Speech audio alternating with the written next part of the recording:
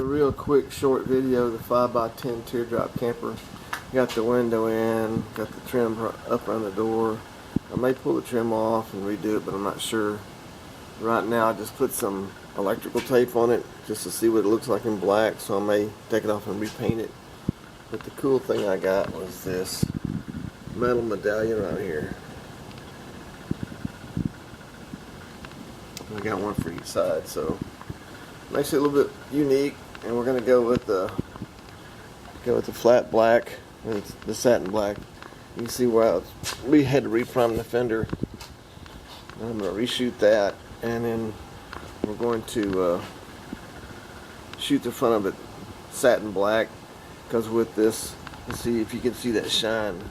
That shine is just too much, so I don't want that coming in through my rear view mirror, the sun coming down hitting that and blinding me back. And besides, I think the front will look good in flat black, and I'll just leave the little wood medallion, wood, and just flat black right up to it. I think it'll look alright.